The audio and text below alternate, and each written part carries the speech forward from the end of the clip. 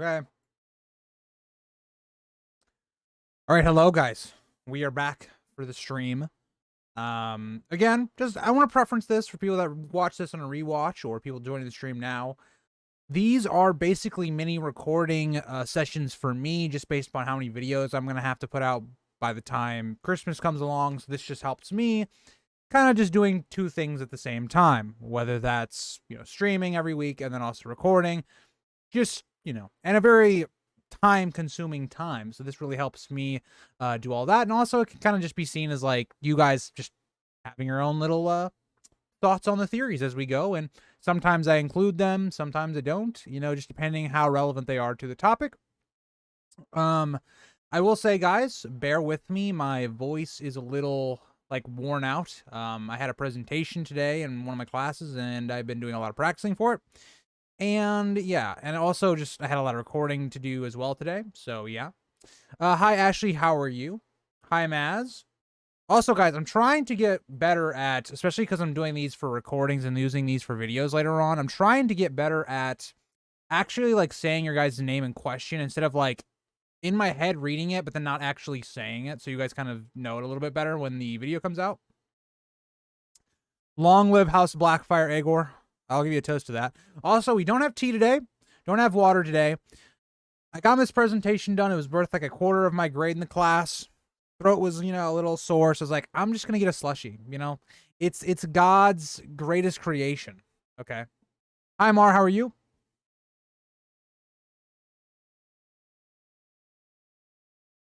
That looked really weird considering my mic is like right here and I'm so close to my mic right now. I had it like actually, you guys get it. I won't say it went well. Okay, like the presentation itself went fine. Like could have been better, could have been worse. Like it was okay, right? It was enough to do well enough in, I guess. But I would say the lead up to this presentation was extremely stressful, given that for anyone that watched the video I did about like my anxiety and things like that. So I already have anxiety. And I've gotten better at it, but I am just a very anxious person when it comes to like public speaking, for instance. I want to get it done very quickly. I don't like lingering on it and thinking about it. So that wasn't great. And then also everything leading up to this presentation wasn't great because the people I was working with, I hope they don't watch this, but they just did not communicate very well. They didn't really just do the most when it came to actually work in the presentation. So yeah. Don't you worry, Mar. You're getting too hasty. We're gonna get into it in a second. Also, I gotta explain all the topics as well. But Rainey's did look really cool in the Hot D trailer. We're gonna probably talk about that next week. I think next week we'll kind of get back to the normal streams where it's not me doing like recordings and stuff. Hi Ghost, how are you? And okay, so let's explain what we got here. So, what we're going to be doing in tonight's stream, we're going to be talking about Robb's return, if he is going to be resurrected by Stoneheart, and what that could imply, maybe some of the evidence that would suggest Robb's return. We're also then going to be talking about Harry the Heir slash Littlefinger theory. This one's kind of vague, given just the title, but I really want to talk about the idea that Littlefinger presents to Sansa, and if he's telling her the truth, if that's actually his plan, what's involved there, what's going to happen, all of that. So that one's kind of just like a veil plot video or section. And then the last one's going to be Jojen paste, kind of a simple one, but it is one of the most popular theories going into Winds of Winter, so I thought I had to cover it. And yeah.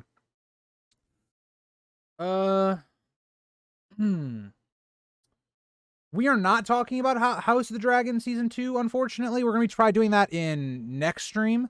I'll probably do a little bit more about that. I just think, like, right now, like, I thought about making a House of the Dragon, like, trailer reaction video or talking about it, breaking it down, but one thing I've kind of learned, especially off of doing House of the Dragon the first season, is I feel like a lot of that content is so oversaturated that it's like I don't really want to do that because it's so many other people that have talked about it that know more about it than me, and it's like it doesn't like it's different when it comes to the episodes because there's some thoughts and some things that I'm going to take better or worse than others and give my own 2 cents, but the trailer, it's not a lot you can really take away from it. It's like, oh, oh, look, this scene's gonna happen. Oh, look, that might happen. Oh, it's this character, it's that character. It's like,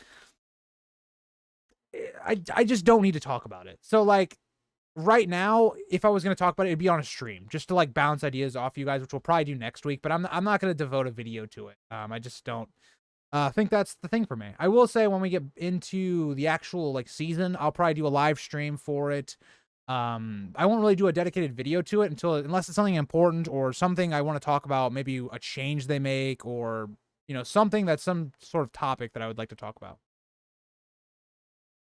Catelyn gives Robb the kiss of life like Beric did with Catelyn's body. Yes, that is going to be basically the premise of this theory, and we're going to talk about that here in a second, Mar.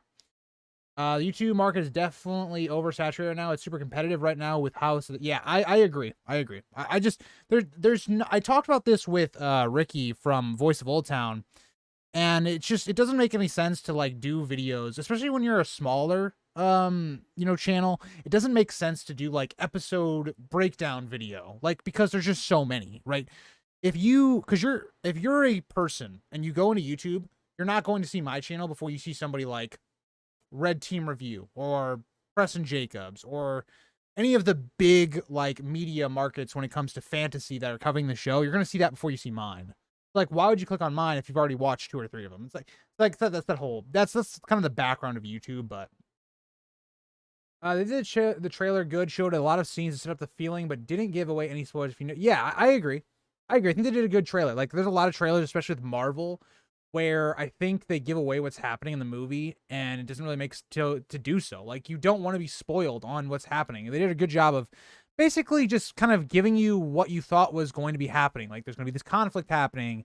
There's going to be something happening because of what we saw at the end with Aemond and Vagar's actions. So I think they did a good job. All right, so let's dive into to our first topic. I also want to say right before we get into this, if your comment is not really related to the topic we're talking about, I may not like read it or acknowledge it, because again, I am using this for recording and I want to keep it very focused and not branching out to other topics too much unless they relate to the topic. But let's get into it. So as Mar talked about earlier, the whole idea that this is kind of predicated on is if we're going to have a situation in which Robb comes back, well, how is that going to happen? And it would seem likely that it's going to be like a kiss of life situation with Catelyn and Beric. How that situation worked out with just Robb.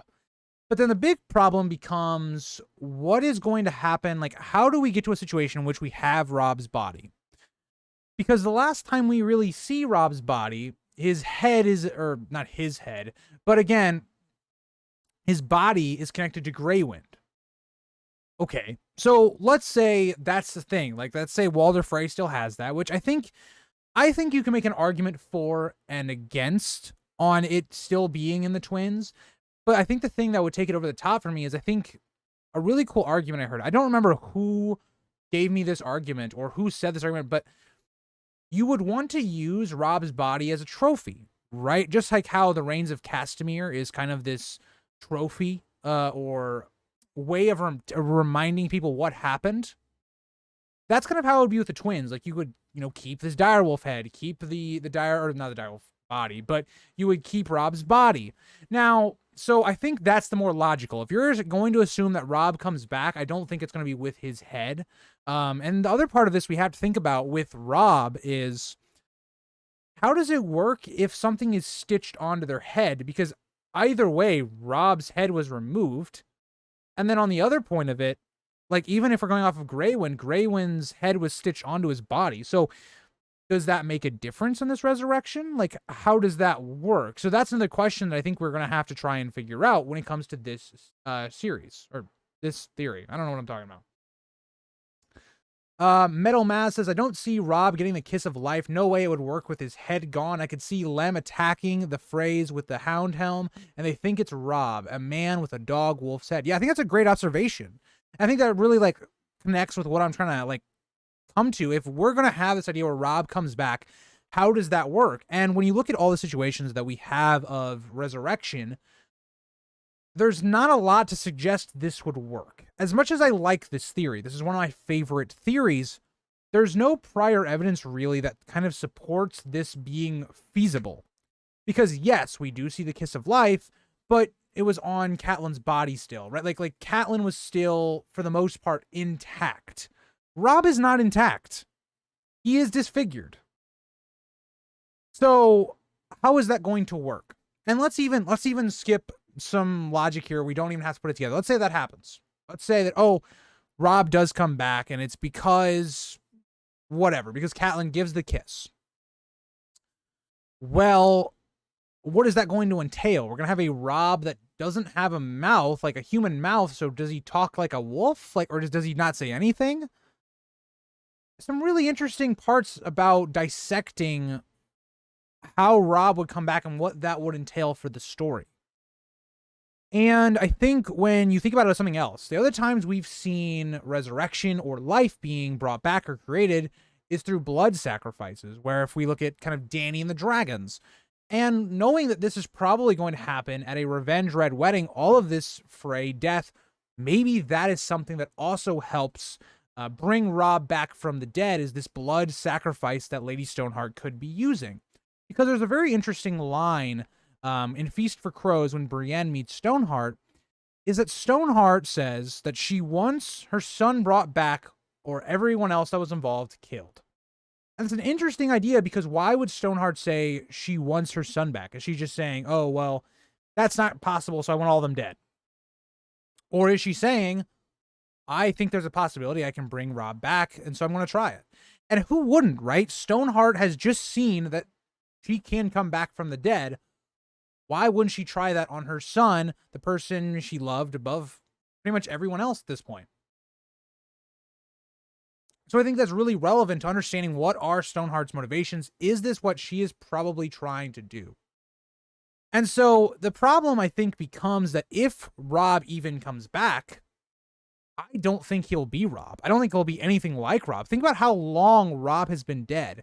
And what we've been given to understand is that the longer you are dead, the more it will change you. And so when we look at Catelyn, for instance, who was only dead she wasn't dead that long, like compared to what we're talking about with Robb. I think Catelyn was dead for like a couple days. Check me in the chat if I'm wrong on that, but I thought she was dead for like a couple days. And so Robb would be dead for a long time. He would come back, I would assume, almost completely as like a direwolf in a human's body. That's how I would look at it.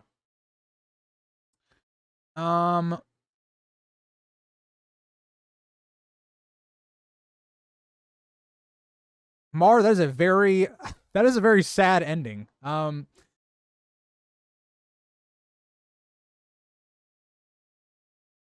Ghost says, I also think it was kind of stupid for Roose to personally kill Robb Stark, because that just clearly paints the picture of a traitor. If I was Roose, I would have just watched from the sidelines. I agree. I think it makes sense for Roose to just stay out of it and try to play the innocent, right? Just say that I think in actually a better move possibly would be Roose, doesn't even actually show up. Like maybe the delay cost him so much that he doesn't show up to this wedding. Now, the thing would be the Freys want that backing, right? Walder Frey's not going to back without, strength. And so Roose was kind of that backup force. Now, again, I'd make the argument the Freys didn't need the Boltons to take down the rest of Robb's forces. Again, they were all highly drunk. They were unaware. Didn't really need Roose Bolton's forces to begin with. But I agree. I do think Roose did not set himself up well looking at how things are going to play out in the North in the story. No, he will turn as a werewolf, or Mars says no, he will turn as a werewolf monster, brainless, that kills everyone in front of him. I think that's a very high possibility, Mar. If we're following the groundwork that George has put here, I think that's a logical claim. I think he should stay dead. Ashley, I agree. I as much as I love Robb is my second favorite character in the story. I think he should just stay dead. I don't know. I won't go as far as saying it discounts and takes away some of the emotion of the Red Wedding. But I do think, okay, if we start having Catelyn and Robb come back, our two major characters, even though they are changed, they're different, they're not the same people, it's okay, it kind of feels a little cheap to me. Would his body even be composed enough to stay together? Wouldn't have been rotten by now? That's a great point. Maybe the Freys could have tried to preserve his body. for quite a long time. That could have been possible. We see that a little bit in the north at the wall, and them trying to do that. So maybe that's possible. Pains me to say this, but keep Robb dead for the sake of wins. I agree, Ghost. I 100% agree. I think Roose participated because he wanted Tywin to know he was all in, so he would be granted Winterfell and Warden of the North. That's another great point, right? Because if Roose stays out of it, he doesn't exactly have the backing of Tywin because Roose didn't prove that. He didn't prove his loyalty. Sorry, I just hit my mic there. My bad. All right. So, again, let's say Robb comes back, just for the sake of argument. Robb comes back, and let's say he's this just beast-like, animal-like creature. Could he then be brought into the army of the dead, right? Robb's spirit would be dead. He would be a white. Could he then become something like a Night King? That's something we talk about, or me and Voice of Old Town actually talked about. It's one of my favorite videos that I've ever recorded. It was just a very fun video, which you guys, I think, will see. I'm getting a little confused because, again, as I'm uploading these, I'm on like episode 13 that's been uploaded at this point. That's being ready to be set to public. I think it's like 4 or 5 or 6, somewhere in there, but could he become something like a Night King? And more, it's just like a figurehead. It's not like he's actually in control or anything, but could he be like a figurehead? He has Robb's crown, maybe. Maybe Lady Stoneheart gives him the crown, or gives this beast-like thing a crown. What I think also could be interesting if Robb comes back is how I've talked about how I like that Arya is the one to possibly kill Lady Stoneheart. I think it'd be a really good way to kind of resolve some of her character arc in this next book. But what I think would be even more interesting is that if she does bring back Robb, like Robb just like eats her corpse or something like that. Like, it'd be really demented, but it'd be showing that you brought this creature back to life, but for what? It defiles your death. Like, that would be kind of interesting as well. I don't know.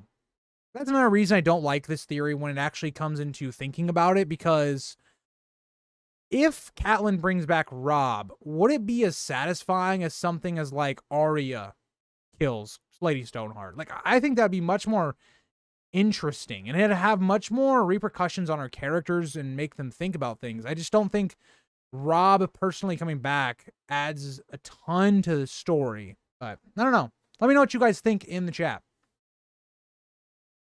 I think Roose participated because he wanted I already read that. All right. Robb coming back, why? Well, Andrew, because it's a very creative theory. It doesn't, I don't think it holds a lot of water, in my opinion. Like, I didn't even talk about one of the other things. So one of the other supporting evidence that we have is Dany sees a vision of something like what we've described, where it's Robb who's, I think he's sitting down and he has like a chicken leg in his hand. It's like a very famous art in the community, and it has the wolf's head and Robb's armor and stuff. And that's kind of a vision that it seems that we see from Dany. Now, could that be interpreted differently? Maybe that's just showing that Robb dies at the Red Wedding. It's very subjective, right? You can really go a lot of different ways with that. Robb very likely warged into Greywind because before he died, if they are sewn together, maybe their souls merged as well as. That's a great point, right? Like, one of the most clever theories that I really enjoy in this community is the idea that Robb died twice. I think Alt-Shift-X is the one that really made this theory famous, I believe. I don't know if it was his originally, but this is where I first saw it. But the idea that Robb died, and then he went into Greywind, and then died again. Maybe that would affect it. Maybe that affects, like, when they come back, that there actually would be a part of Robb left because of that. And that would then have, like, implications on Jon coming back. Like, because that's how we've kind of theorized that Jon comes back, because his soul, or his spirit, whatever, is warged into Ghost at the moment. So when he comes back, maybe he won't be as changed. May as well bring back Ned Stark and Robert Baratheon then. Maybe we should. Maybe we should just bring back everybody.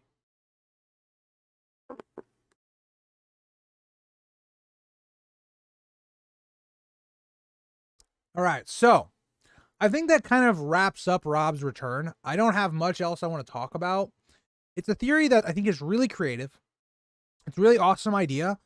I just think for the sake of the story, I think there are better ways to resolve the Stoneheart plot. I think there are more important things. And I would say just let Robb die personally, especially when you look at how George just talked about a character like Gandalf in Lord of the Rings, that Gandalf shouldn't have been brought back. If you want to kind of move that into A Song of Ice and Fire, Robb is a fan favorite, one of the most important characters in the first 3 books. So I just don't like it. I don't like it. I think he should just stay dead. So that's going to move us to the Veil plot and the Harry the Heir Littlefinger idea. And I'm kind of glad that I'm getting to a lot of stuff that is very related to A Feast for Crows, because I just got done finishing it and I've been doing actually a lot of work on that. So when we get back to our normal videos, I actually have a lot of Feast for Crows content that I want to do. I got to finish up the retrospective, and then I'm going to do a final conclusion, and I got some also some other stuff, like I ranked all of the chapters and ranking the POVs and all that. But so I'm excited to do that. But this is very relevant because it's Sansa's last chapter within A Feast for Crows. So we're given this idea that Harry the Heir is the next one to come to power in the Vale once Robb and Aaron dies. And so he kind of tells Sansa, this is your fate. You're going to marry Harry the Heir if you can seduce him and all that. And then because of this, you'll then be revealed. You'll have a claim to the north, to the Riverlands, even to the Vale. It's not really talked about as much, but Sansa is a cousin to Robin, so there is that as well. And then Harry the Heir, again, being the person that all the Vale would like, and he would be in control of the Vale. So you would have a claim reasonably to 3 of the kingdoms right away with this wedding. And my biggest problem is, one, Littlefinger never tells us what he's trying to do. He never says. It just doesn't happen. In this story, our characters that are plotters do not tell their plots usually. And when they do, it usually goes wrong. Notably, you look at Ariane's plot in Feast for Crows, but still. So when we get into this idea, and my biggest issue, I have 2. So the first one I talked about already is, again, the idea of George telling us exactly what's going to happen with the Vale plot. Doesn't make any sense. Probably won't happen that way. Something else is going to happen. The other part of this is, if Harry the Heir and Sansa wed and they rule the Vale, Littlefinger loses all power. And I can't sit here and think that Littlefinger doesn't realize that. Now, is he overconfident in his control over Sansa? That maybe because of what he's been doing with Sansa, that he can control her enough to where he's still kind of ruling? But why do that when you have Robin, who's already in power, and because Robin's in power, Littlefinger is in control? So to me, I look at that and I go, why would Littlefinger give up his power for Sansa? And then you also factor in a third thing. So this is a third thing.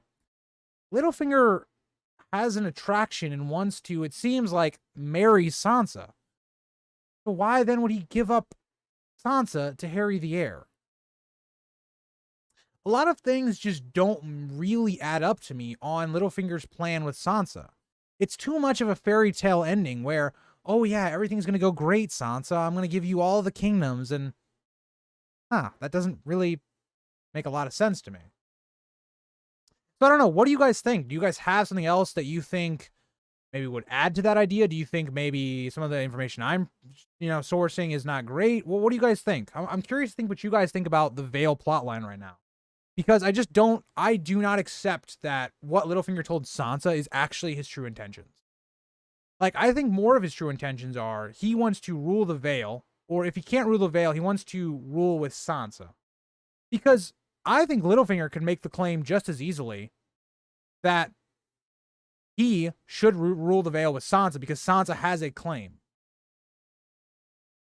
And especially if Sansa is someone that is beloved by these people, and again, all that. I think, again, Littlefinger's power needs to be more by him than driven off of Sansa. I think that makes more sense to me.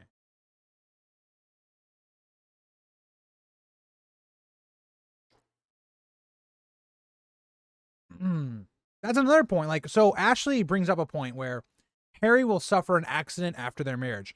I really like that idea. Because what could happen here is, okay, well, if Harry is dead, who now becomes the heir? Who rules, right? And if Sansa is now revealed at this wedding and all the people of the Vale know who she is, okay, well, would they still back her? And I would tend to believe that they would. I think the Vale would still rally behind Sansa even after that wedding. So I think that's a great idea. And I think that's a way that you could go forward with Sansa having more power. I like that idea.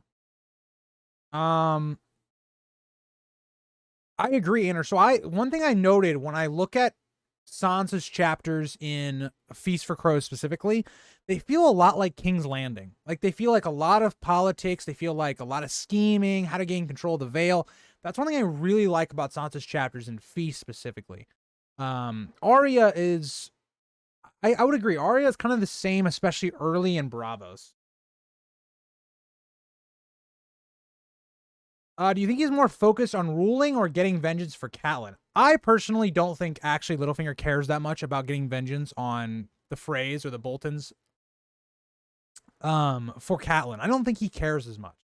I think Littlefinger like kind of gave up on Catelyn. I think he's going after Sansa now. I think that's the way he sees it. Like Sansa's basically Catelyn but younger, and it seems like more like beautiful. So I think that's the way Littlefinger sees it. So I think Littlefinger would be more focused on ruling, gaining power, and elevating his own self position. Oh, from Winds of Winter? Yeah, I mean, I would still agree. I would still agree. I think they have the same vibe as kind of the chapters in Feast. Hi, random stuff. How are you? Also, what cookies did you make? I have a feeling, or some Metal Maz says, I have a feeling somehow Sweet Robin is going to cock block Sansa and Harry the Heir. That's possible. But here's the thing, right? If he starts being a little bit too annoying, Sweet Robin's going to get pushed down the stairs. So, random stuff, that sounds beautiful. How dare you introduce that into the world and then not give us some? Like, I'm just saying, I'm a Sith, and I was told that we have cookies, and I've never received these cookies. But yeah. That sounds very good. That sounds very good. You should, random stuff, if you're on the Discord, you should send a picture in the Discord of your cookies, because I'm very interested. You can't bring up cookies and then just not show us. Like, okay, whatever.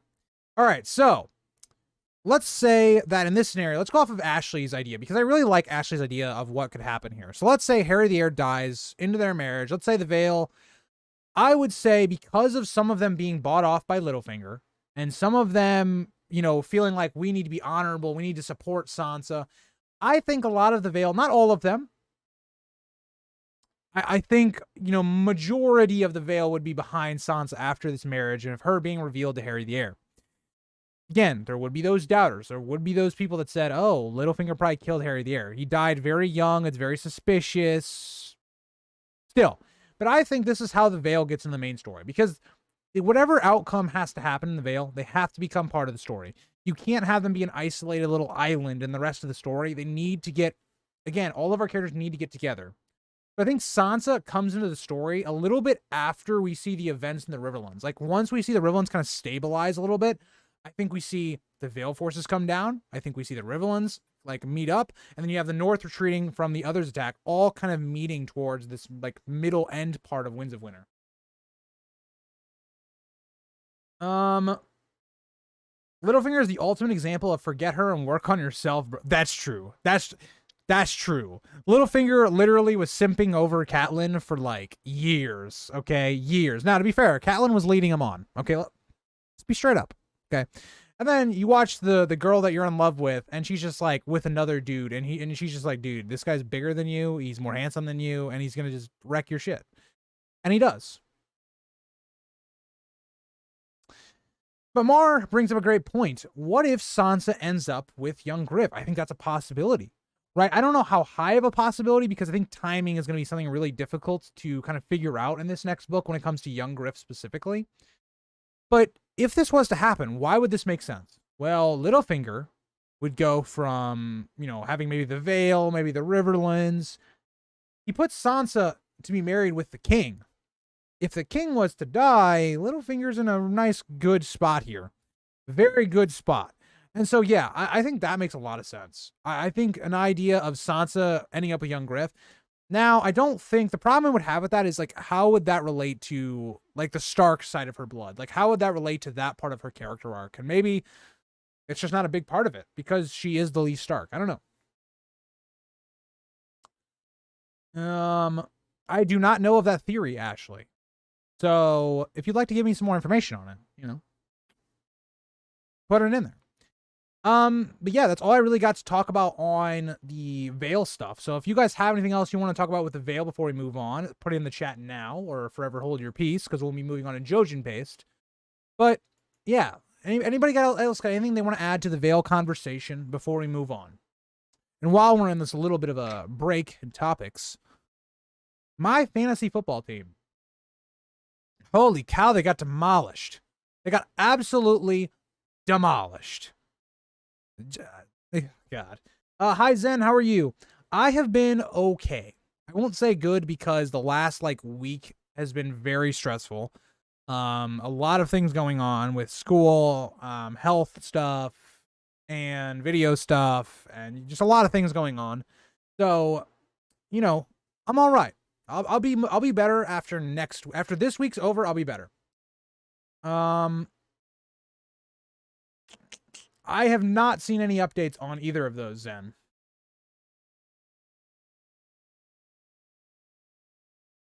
Oh, okay. Actually, that's an interesting theory. I want to look that up, actually.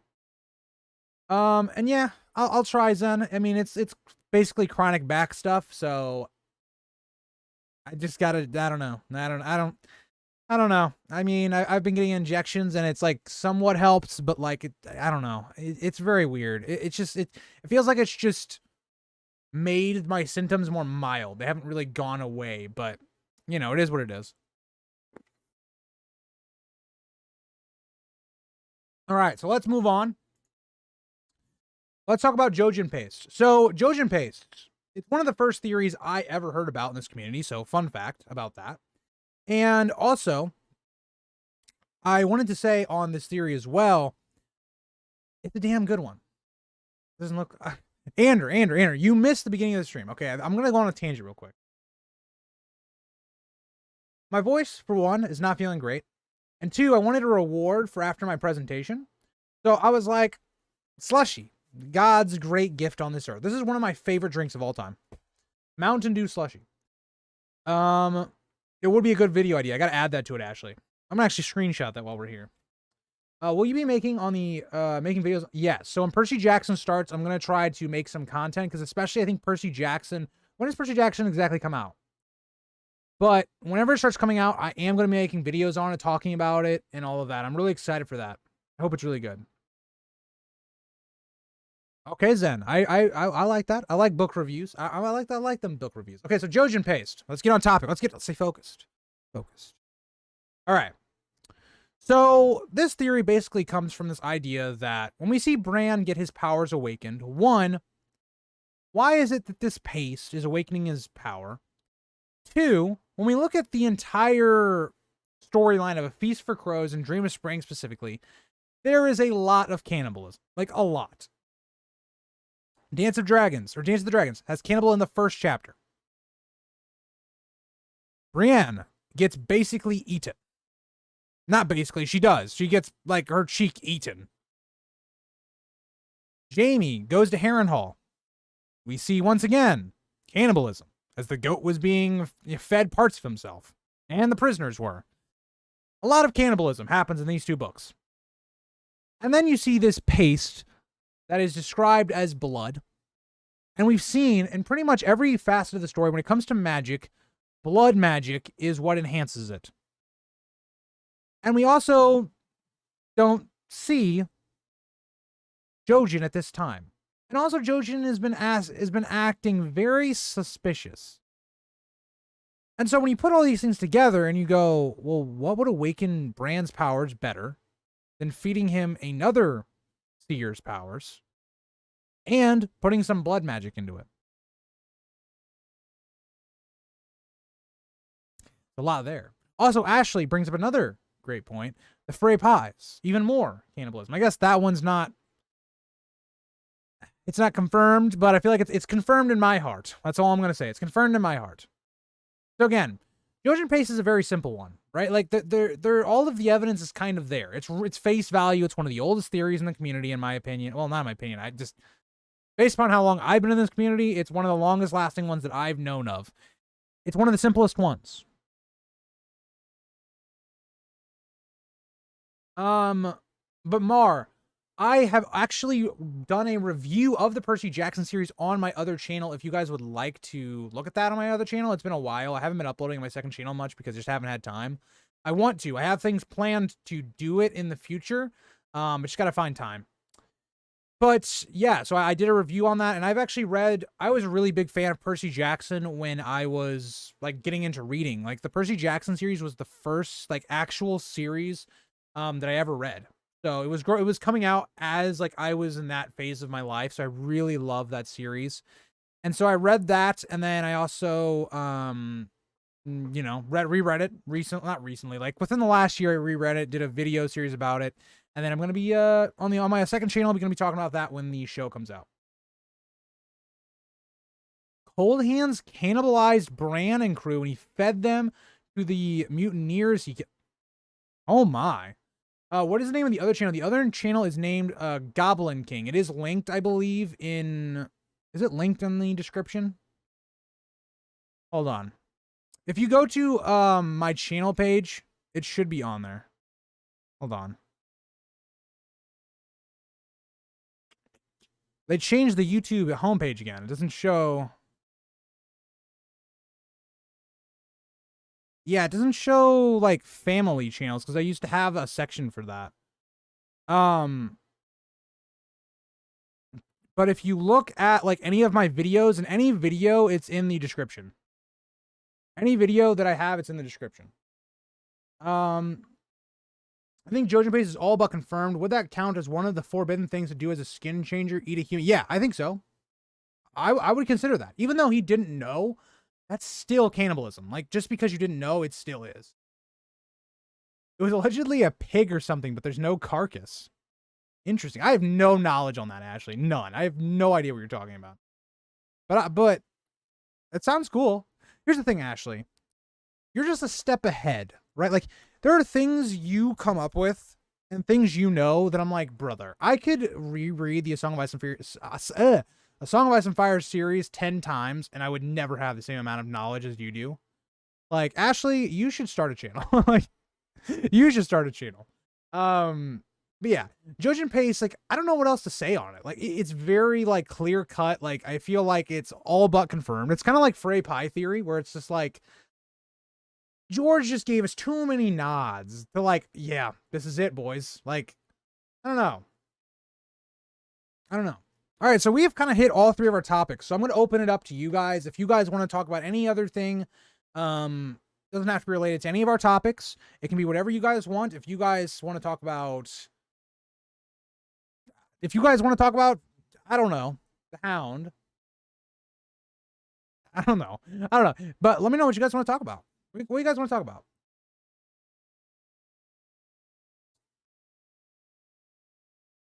No problem, Ashley. No problem. Hi, Josh. How are you? How is everybody? Dude, Mar.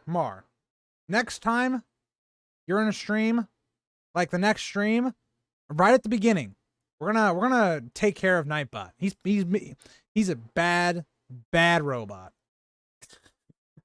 Did you see the leaked draft of Dance yet? No, you know, that's a good idea. Hold on.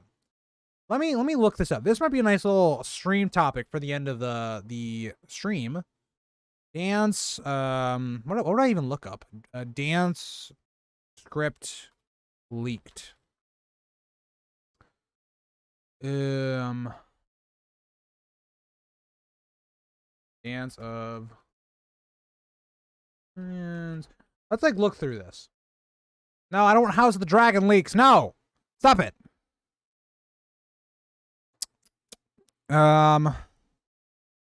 Okay, somebody link me this. I'm only finding House of the Dragon stuff. Josh, if you have a link, send me a link. Expectations for House of the Dragon Season 2. I would say, I think House of the Dragon Season 2 should be better than the first season. So I'm not going to sit here and say, oh, I think it's going to be as good as Season 3 or 4 of Game of Thrones. That's not realistic. But I do think that this season should be better than, like, Season 5 of Game of Thrones. Or Season 1 of House of the Dragon. They've had all that groundwork. I think this should be a good season. Grease, what do you think of the theory I mentioned on Rowan the washerwoman being Rowan Umber? Okay, remind me of the theory, Ashley. I don't specifically remember it. Mar, I don't watch anime. I've said this before. My anime knowledge is the Pokemon show when I was growing up. And by the way, the Pokemon anime show was fantastic. I don't care what you say. Bully me all you want, but it was fantastic.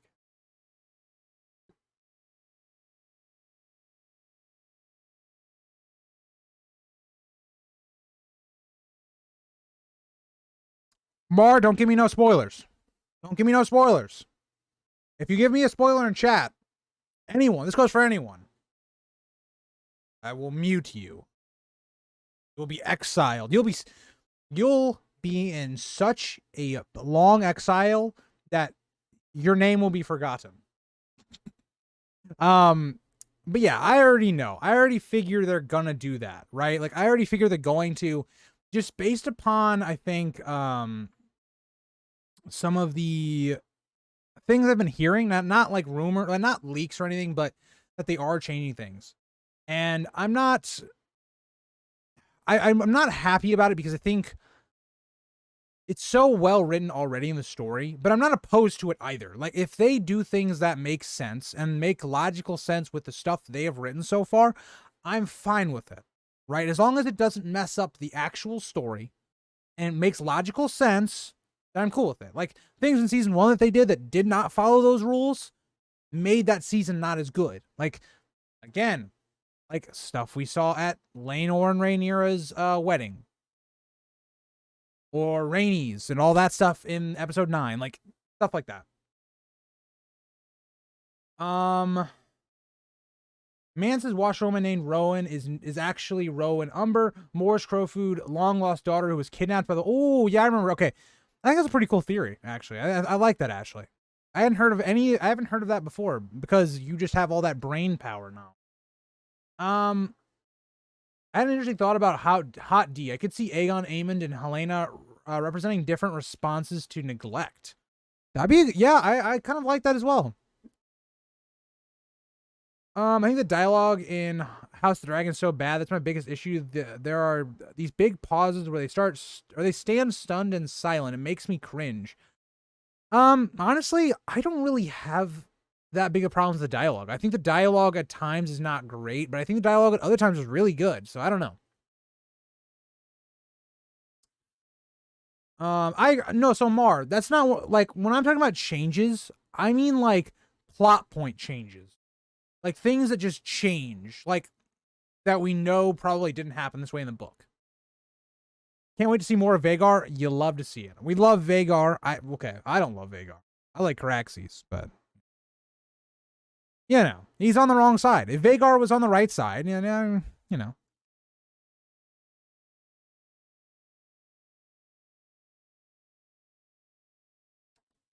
I don't know as much about the information on the theory, so Josh, I can't really add an opinion. I think it's a cool idea, but I just don't know enough about it to really have a formed opinion.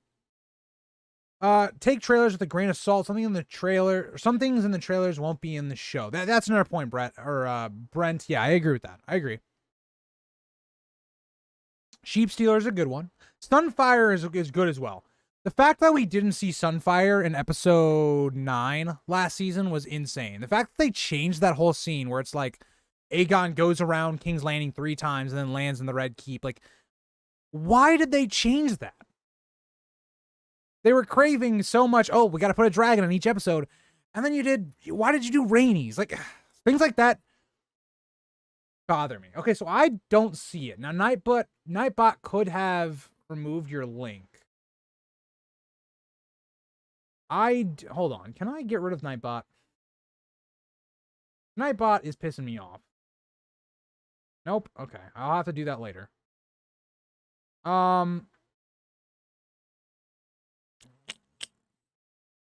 If you got okay, so Josh, are you in the Discord or on my Instagram? Are you on either one of those? If you're in either one of those, put the link there. I posted on a community. Okay. All right. Let me know when you post it and wherever you post it to, and then I'll try to find it. Or you can, oh wait, you mean community? Okay, yeah, put it on a community post. That'll work. Also, while we're here and we're waiting for the link, I made a Fortnite video. So, you should check that out. It was pretty cool. Pretty cool. It was with my friend Logan. It's on my channel called The Goblin Gaming. It's on my community page if you want to watch it. It's pretty sick nasty because I get carried. Oh boy. All right. I just saw the comment pop up. All right. Let's go to Reddit. Reddit's a beautiful place. Yeah, that was loud noise. All right. God, this handwriting is terrible. Dude, I can't read this. Like, I need somebody to do a breakdown of what this says. I can't read shit. Danny pretends it's a horse. Face off in pit. No Mary City battle scene. I'm going home. What the fuck is this? Jamie Blackfish. Okay. Steele's book, Death of Dragons. Brienne ends with hound fight. Okay. What? Dude, this is the most mumbo jumbo I've ever seen. What was going through his mind when he did this? So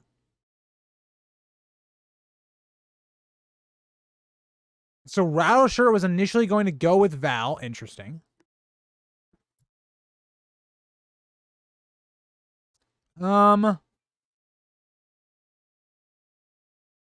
Balon versus Eris ends with blood and fire. Mountain missing teeth.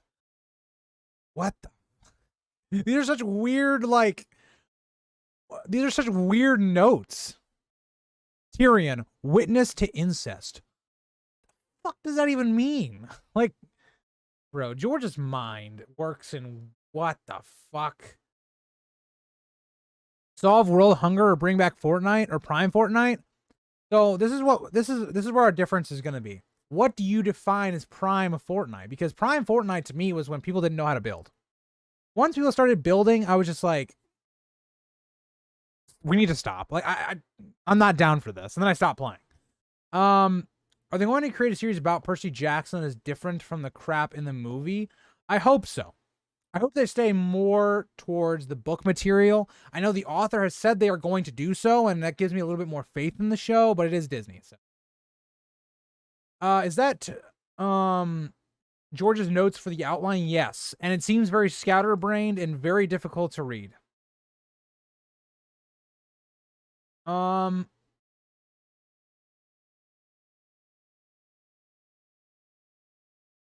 Actually, honestly, I'm not sure.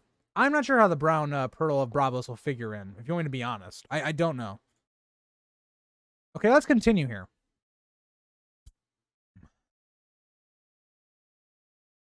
Cliffhanger with Dany, captured by Ser Jorah.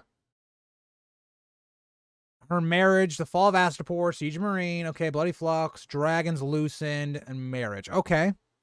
That kind of seems like it happened. Jon end with Hardhome. Okay, so that's an interesting one.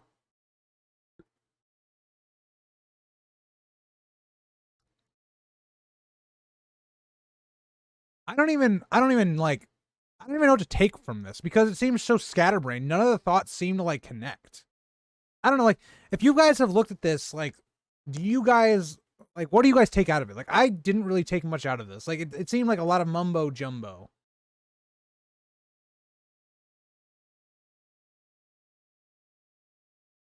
That's what I got it from Josh, but it's I don't know why that was such a significant point. He seems like the kind of guy who would write what he thinks is a mic drop one-liner and writes the entire outline of notes to build up that. Yeah.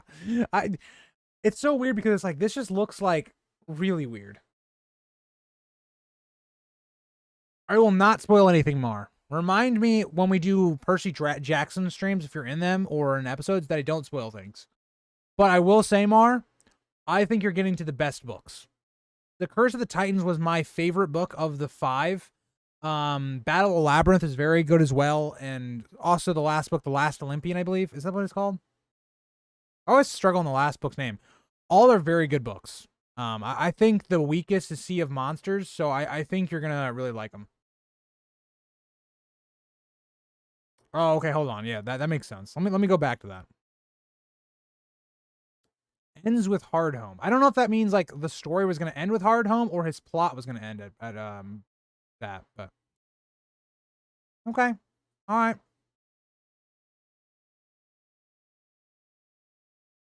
His original ideas for Feast for Crows had Euron and Victarion going to Slaver's Bay for Dany in a plot where Kevin was kidnapped. What the Some of his original plot lines seem a little interesting. They seem a little interesting. But that is going to end the stream tonight, guys. I thank you for everyone that came in, added some content to the videos that are going to be coming up this month. And appreciate you guys all as always. And I hope to see you guys in the next stream or the video coming out tonight. I believe it's Robb's Will and the videos in the future. But bye, guys. Thank you.